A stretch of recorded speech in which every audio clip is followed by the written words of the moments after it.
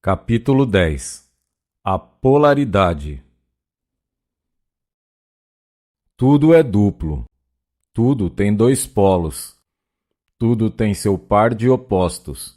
O semelhante e o diferente são uma só coisa.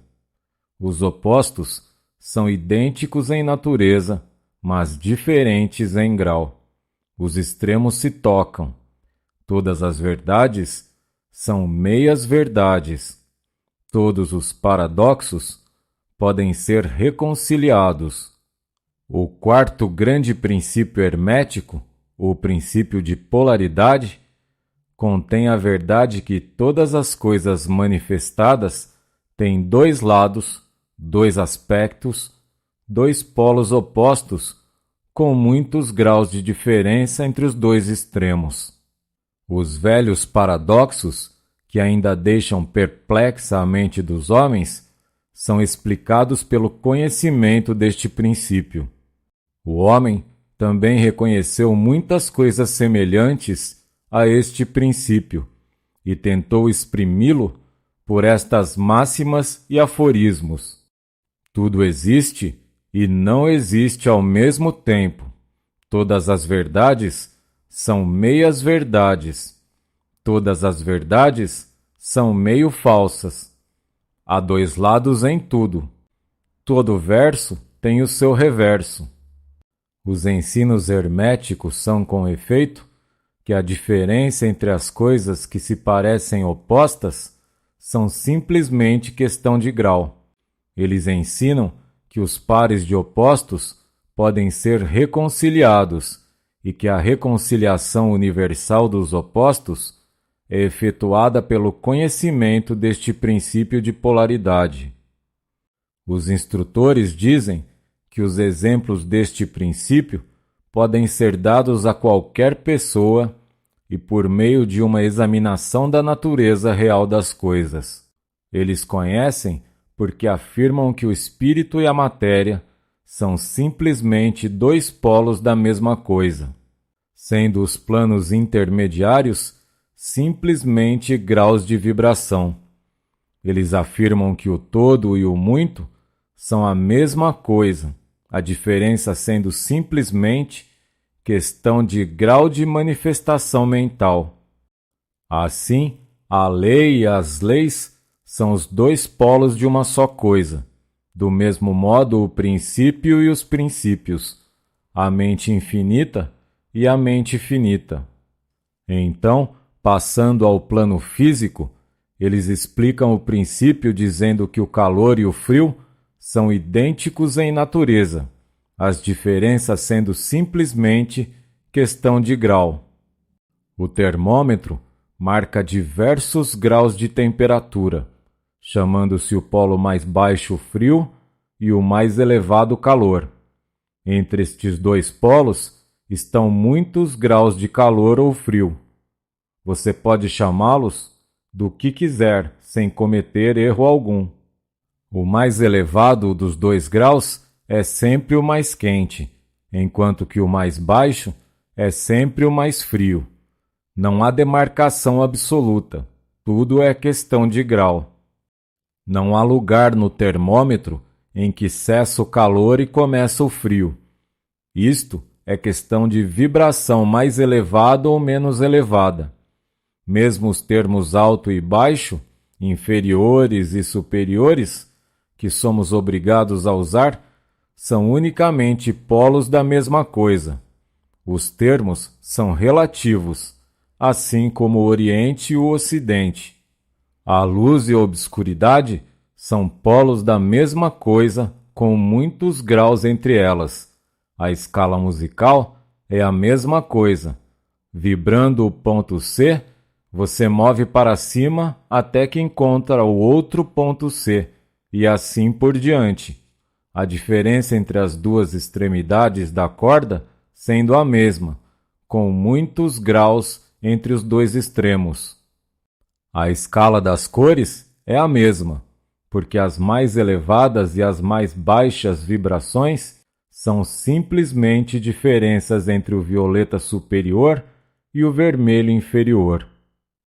O grande e o pequeno são relativos. Assim também o ruído e o silêncio, o duro e o flexível, o agudo e o liso. O positivo e o negativo são dois polos da mesma coisa, com muitos graus entre eles. O bem e o mal não são absolutos. Chamamos uma extremidade da escala bem e a outra mal. Uma coisa é pior que a coisa mais elevada na escala, mas esta coisa pior, por sua vez, é melhor que a coisa imediatamente inferior a ela, e assim por diante, o mais ou o menos sendo regulado pela posição na escala. E assim é no plano mental. O amor e o ódio são geralmente considerados como sendo coisas opostas entre si, inteiramente diferentes, irreconciliáveis. Mas aplicamos o princípio de polaridade e supomos que não há coisa de amor absoluto ou de ódio absoluto, como distintos um do outro. Ambos são simplesmente termos aplicados aos dois polos da mesma coisa. Começando num ponto da escala, encontramos mais amor ou menos ódio, conforme subimos a escala, e mais ódio e menos amor conforme descemos, sendo verdade que não há matéria de cujo ponto superior ou inferior possamos admirar. Há graus de amor e de ódio, e há um ponto médio em que o semelhante e o diferente tornam-se tão insignificantes que é difícil fazer distinção entre eles. A coragem e o medo seguem a mesma regra. Os pares de opostos existem em toda parte. Onde você encontrar uma coisa, encontrará o seu oposto, os dois polos. E este é o fato que habilita o hermetista a transmutar um estado mental em outro, conforme as linhas de polarização. As coisas pertencentes a diferentes classes não podem ser transmutadas em uma outra, mas as coisas da mesma classe podem ser, isto é, podem ter a sua polaridade mudada. Assim, o amor pode ser oeste ou leste, vermelho ou violeta, mas pode tornar-se e imediatamente se torna em ódio, e do mesmo modo, o ódio pode ser transformado em amor pela mudança da polaridade. A coragem pode ser mudada em medo e vice-versa. As coisas duras podem ficar moles. As coisas onduladas podem ficar lisas. As coisas frias podem ficar quentes. E assim por diante, a transmutação sendo sempre entre coisas da mesma natureza, porém de graus diferentes. Tomemos o caso de um homem medroso. Elevando suas vibrações mentais na linha do medo e da coragem, pode chegar a ser mais corajoso. E de igual modo, um homem preguiçoso pode mudar-se em um indivíduo ativo, energético, simplesmente pela polarização na direção da qualidade desejada. O estudante que está familiarizado com os processos pelos quais as diversas escolas da ciência mental produzem modificações nos estados mentais dos que empregam os seus ensinos, poderá não compreender o princípio que opera estas mudanças. Contudo, quando o princípio de polaridade é compreendido, ele vê que as mudanças mentais são ocasionadas por uma mudança de polaridade, uma descida na mesma escala. Assim, o assunto é facilmente compreendido. Por exemplo, tomando uma analogia do plano físico, é impossível mudar o calor em agudeza, ruído, altura, etc. Mas o calor pode ser transmutado em frio simplesmente pela diminuição das vibrações. Da mesma forma, o ódio e o amor são mutuamente transmutáveis. Assim também o medo e a coragem. Mas o medo não pode ser mudado em amor, nem a coragem em ódio. Os estados mentais pertencem a inúmeras classes. Cada classe deles tem dois polos opostos, entre os quais a transmutação é possível. O estudante reconhecerá facilmente que nos estados mentais, bem como nos fenômenos do plano físico, os dois polos podem ser classificados como o positivo e o negativo. Assim, o amor é positivo para o ódio, a coragem é positiva para o medo e a atividade é positiva para a indolência. Também pode-se dizer que aos que não estão familiarizados com o princípio da vibração, o polo positivo parece ser de um grau mais elevado que o polo negativo e dominá-lo imediatamente. A tendência da natureza é na direção da atividade dominante do polo positivo.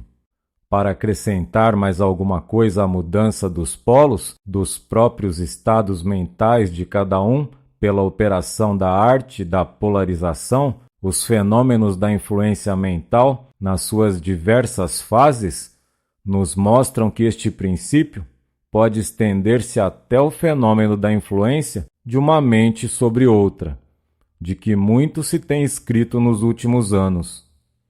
Quando se compreende que a indução mental é possível, isto é, que estes estados mentais são produzidos pela indução de outros, então se pode ver imediatamente como um certo grau de vibração ou a polarização de um certo estado mental pode ser comunicado a outra pessoa.